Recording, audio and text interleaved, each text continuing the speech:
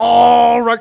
Welcome to Fantastic Four, the life story. We're going to go over the whole series. This is a retelling of the Fantastic Four. I can't really say that it's more of like an origin story or anything. It's more of like, I would say this is an alternate universe.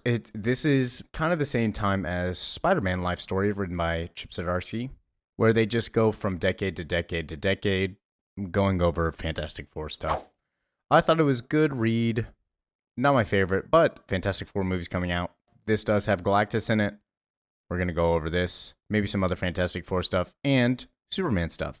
All-Star Superman, the last one, should be out by now.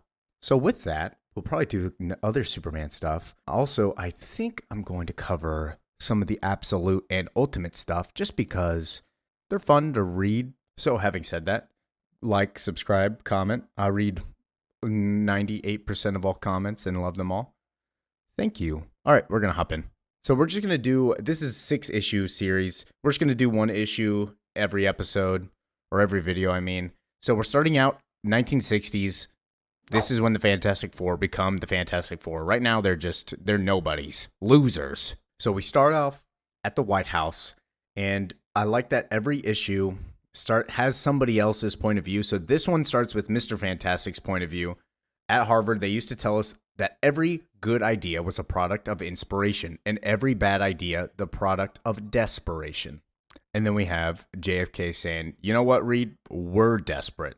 We've already had 3 launches trying to put a man into space. We failed 3 times. Guess who didn't fail? The Soviets. So Reed is like, what? You need me to build you a spacecraft? And then JFK is like, no, we needed one 3 months ago. But if we don't respond at all, the world will believe that we've fallen behind, and our allies will think that they've bet on the wrong horse. There's only one thing to do with a horse that can't run. And if you don't know what it is, it's put it down. So Reed says, I will help you build this spacecraft. Because what can you say when the leader of the free world is worried? He's like, we're both desperate, I guess. I knew there might not come another chance for my designs to be built. So Reed, at this point, is just a scientist that has a bunch of crazy things that he wants to do, and nobody's listening to him. So, of course, he's desperate.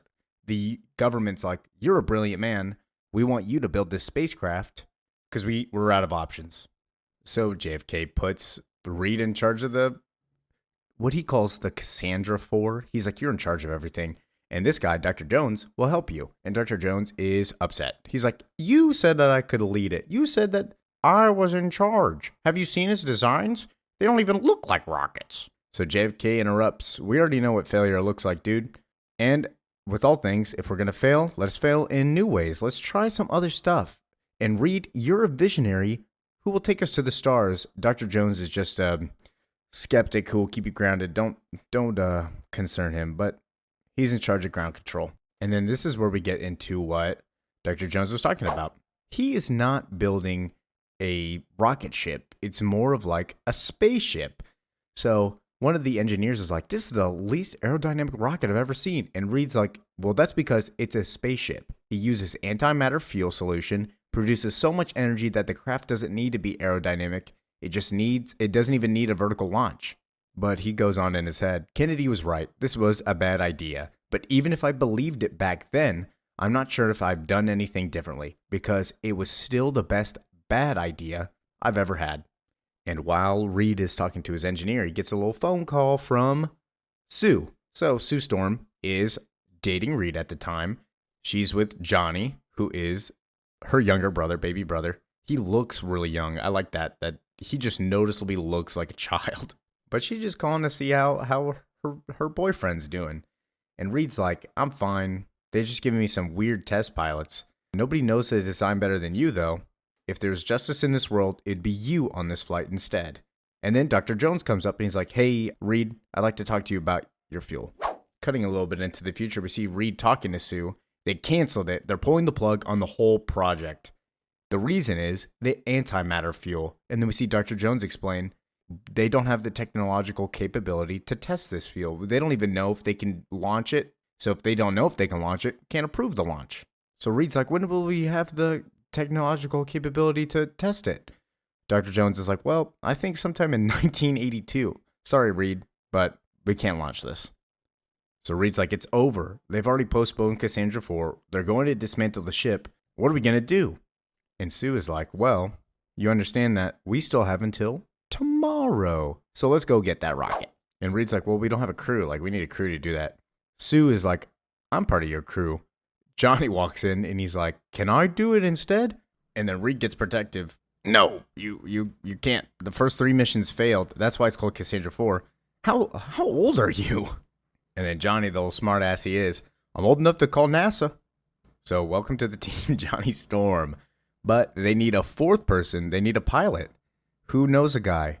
Johnny knows a guy. So they drive away and meet Ben Grimm, who is at a bar right now.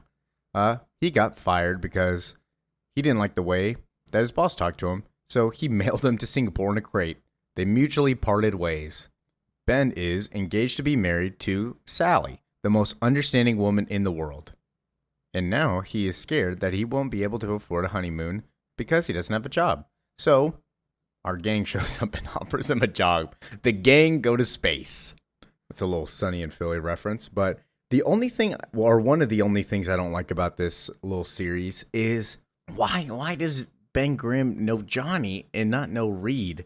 Like, why? They were roommates or they used to be roommates. I don't understand how Johnny, and is Johnny even old enough to drink? I don't even know how old Johnny is, but that doesn't matter. Reed drives down to the space station that they're going to launch at. The guard's giving him some trouble. He's like, I can't let you in, Mr. Richards. We're on lockdown until the team comes down to dismantle your ship.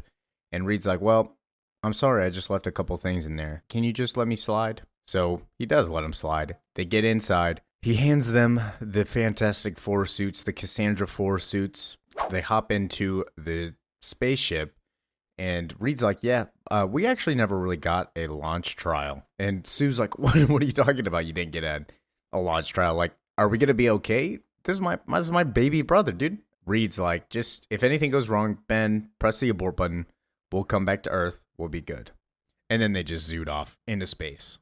Now, everybody knows the classic story, Fantastic Four in space, what goes on? So, they're celebrating because they're the first Americans in space. And then Reed notices the antimatter index is fluctuating. Something is wrong with the whole's molecular integrity. Every good idea is the product of inspiration, and every bad idea the product of desperation. We had run thousands of simulations. This had never happened in the laboratory. Of course, you can't simulate cosmic rays. When the cosmic rays interacted with the antimatter fuel, something happened, something I should have foreseen, and yet would never have dreamed of in a million years. We create the Fantastic Four. What do we see? We see Johnny catch on fire. He's not feeling that good. We see Sue become invisible. And then we see Ben become a giant rock man. So Reed stretches his arm to smash the button to go back home. Because we evolved to live on Earth. Our lives give us the illusion of order, the illusion of meaning. The illusion convinces us that someone is looking out for us. But once we leave the safety of our home, the place where we evolved to belong, we learn the truth, that the true nature of this universe isn't order or meaning, but chaos and apathy. In an apathetic universe, all we have is the hope that a coin flip will go our way once in a while. The hope that we will get lucky.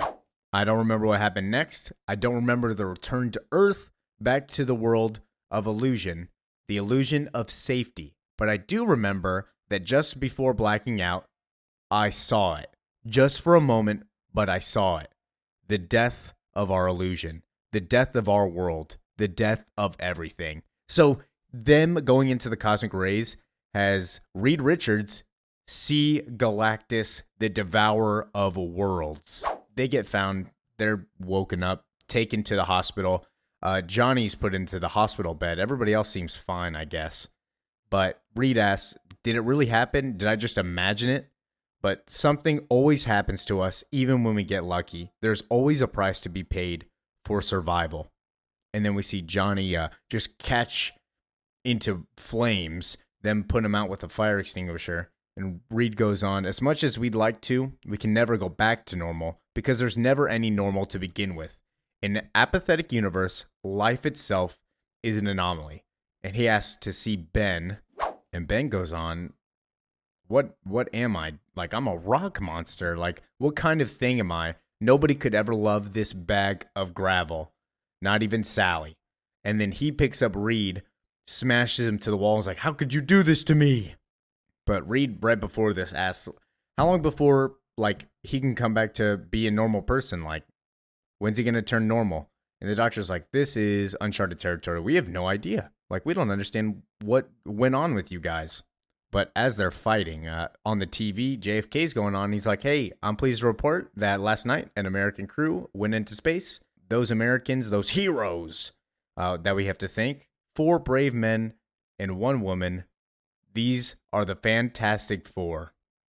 Ben is still not happy with this, but he leaves and he's like, save it. You ruined my life. I ain't doing this for you. I ain't no priest, so I don't want to hear your confession, and I sure as death ain't gonna give you no absolution. But they become the Fantastic Four. Reed goes on, we may not be fantastic. We may not even be 4. But what we must when others need us more than we need ourselves, we pretend. So they just pretend to be the Fantastic Four. They pretend to be this happy family, but really Ben hates Reed for turning him into a rock monster.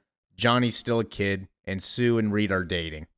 But then we go kind of through some of their battles, like they're fighting Mole Man, a giant drill right now. Reed says that we were never meant to be together. Being the first Americans in space wasn't the only reason that they called us heroes. And it wasn't the only reason we were needed. So we just kept pretending to be the Fantastic Four.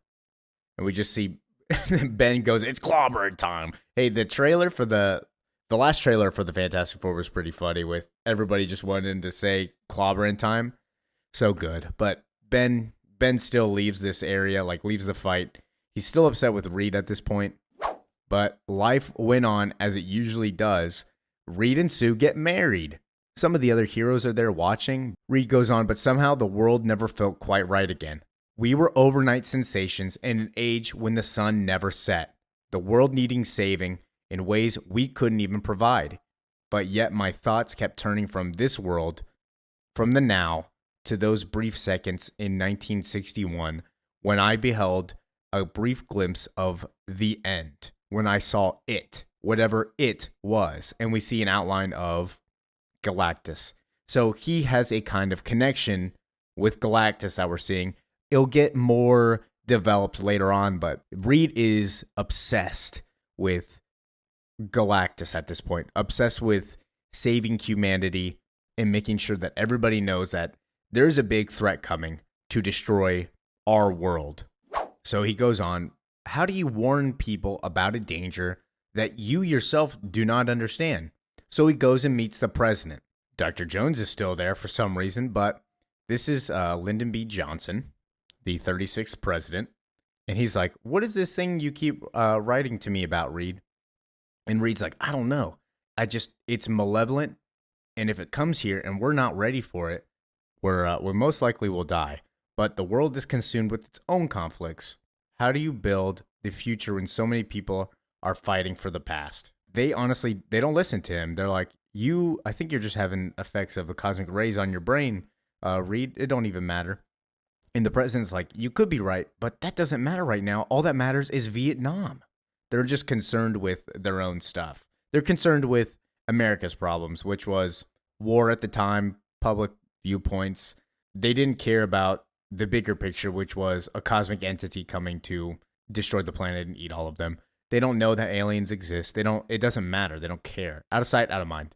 The president's just like, hey, if you hear anything else about this Galactus, well, they don't say the name, but if you hear anything else about this creature thing that's coming to eat us, just give us a call. Like, it's okay. So he goes and talks to Sue, and he's like, that did not go well. He thought I was crazy. He called it a space demon, which I guess is a good description, but I have no idea what that means. And in his head, he goes, they call us the Fantastic Four like we share a room sleeping in bunk beds. But the truth is, we all have our own lives. and sharing it with someone who not only loves you, but also understands is what makes the pressure, the constant demands of being heroes, bearable. I don't know what I'd do without it. So, who does know how to do something without it? Ben Grimm, who apparently has not gone back to Sally after turning into the Thing. It's not like he is, like they don't know it's Ben Grimm. It's a public identity. The Fantastic Four all reveal their real identities. They're basically just celebrities. And there is a good comic where Reed gets into that, like why he wants them to be celebrities. But this is not this. So Sally's just watching him on the TV all the time, and she's like, why my boyfriend not come back to me? But we'll see that later on Ben Grimm's like actual issue. So we cut to an interview with Reed Richards and Dr. Jones on a news broadcast. They're introduced as two of the most renowned scientists. They ask the question about, do you think aliens exist? Reed, what do you think? Dr. Jones, what about you? Dr. Jones goes on, it's like, we understood when I started launching that there are alien species out there. There's millions of them. But we stood up and shouted, where is everybody at?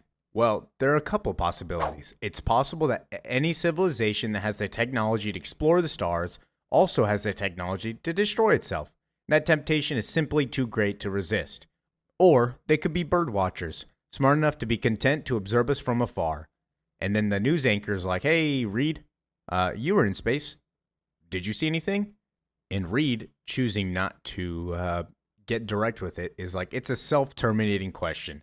Are there any aliens out there? It's a self-terminating question. It's like a deer asking, where are all the hunters at? Once you know the answer, it's already too late. The only civilizations left are the ones that are lucky enough not to know. So, I would say that we're just lucky to not know if there's anything out there. And then the news anchor's like, well, that's good enough for me. Then we cut to Reed in the laboratory trying to recreate the spaceflight conditions that they first saw Galactus in. So he asks Johnny if they're ready to go. Johnny's like, sure. The power goes out. And then they're like, where's Ben at? Like, he's supposed to be here also. Little do they know, Ben is at the bar that they met him at. Ben's all broody because he's not with Sally, which, by the way, it's his own fault. Like, just go to her, see what happens. I mean, she always, in the comics, she says no all the time. And in the movie, she says no. So I don't know why in this he doesn't go over to her, but whatever. Nitpicks. But Ben gets posed the question by Dr. Jones. He's like, hey, I have an answer to your prayer. It's taken me years to understand and to perfect this, but with this device, you can become Ben Grimm again. And, for me, to become what you never wanted to be. In short, I can return the life that Reed Richards stole from you. You should accept it, and I'll take your affliction from you. Yeah, sounds like a good deal, right? Like, you get what you want. I get to become this monster thing. Like, I'm fine with this. What does Ben say? He says yes.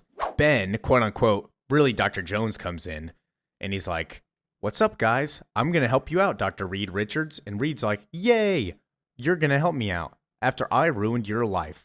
But if I don't come out of this alive, I'm going to need you to come in and grab me to retrieve the recordings to provide the world that there is proof of Galactus. And Reed goes on, I knew the moment that I entered that chamber that it was a bad idea. But perhaps this is why bad ideas are born of desperation. Desperation being the name we give to whatever corner we've painted ourselves into. Sue activates the subspace chamber.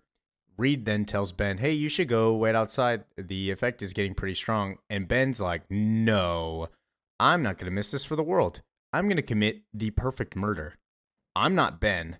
I'm the other man you stole everything from. I'm Dr. Jones, bro. You took my space mission, my place in history. I'm about to kill you in space. And while they're in space, what do they see? Oh my gosh, it's Galactus. Yeah, well, Galactus, not happy. Let me know if I should do like going over specific characters and specific teams. I would love doing those, like character stuff, but that's another day. But after seeing Galactus, Dr. Jones is like, dang, you were right this whole time. And Galactus says, I am Galactus, destroyer of worlds. I see the terror in your soul. I'm coming for all of you. They start pulling Reed back. Reed grabs onto Dr. Jones. And Reed kind of accepts it. I'm ready to die. And Dr. Jones is like, no, you're the only one that knows what this thing is. You have to survive to stop it. You're the only one who can. And then we see Dr. Jones fade off and basically die. Reed goes on, in an apathetic universe, you pay for your mistakes. The bigger the mistake, the greater the bill. I don't know how, but I can feel it. He didn't know about the Earth before, but he does now because of me. And he opens the door and he's like, Galactus, his name is Galactus. He knows where we're at. He's going to come over here. So if you don't know Reed, Reed is a very guilt-ridden character. It's more of like Daredevil's like Catholic guilt. Reed kind of has that too, where he feels bad that he accidentally made the team the Fantastic Four. So this only is just going to populate in his head over and over again about how he's the reason that Galactus is coming to Earth. And it's his fault. Like, he's the one that searched out for Galactus. And now Galactus is coming. Galactus didn't know about Earth until he searched him out. So basically, Reed is going to see, in his mind, he doomed the world. We'll see the consequences of that later throughout the entire run. But picking up with Ben in his human form is going to go back to Sally and say hi. He's got roses and everything. He's like, do you think Sally forgot about me? I hope not. Like, hopefully she still remembers me. He knocks on the door and sees in the mirror that he turned back into the Thing. And so he leaves, heartbroken again. Some time passes. We catch up with the Fantastic Four family. Reed goes on. We didn't see Ben much after that. Not sure if it was because he felt that he betrayed me or that I betrayed him. Life just puts people on a collision course sometimes. But then, we've all made mistakes. So many failures. Will we be forgiven? Is there time to fix them? I don't know. But perhaps that's why we're out here, to find out, not to explore, but to grow. And we see that Reed's had a baby with Sue. It's Franklin. Franklin Richards, strongest fucking person in the world. But Ben pops up and he's like, I heard you had a baby. And he rejoins the family once again. And Reed goes on, perhaps that's all life is, our turn to care, to be an antidote to an apathetic universe. And that ends issue 1, which I like the concept of going through the Fantastic Four through the decades, seeing how they do. I feel like they just timed it weird, but that was Reed's little issue. So next we're going to go into Sue Storm's issue. Thanks for watching. Thanks for listening. However you choose to enjoy this. I'll catch you later. Catch you next time. Whatever. Peace out.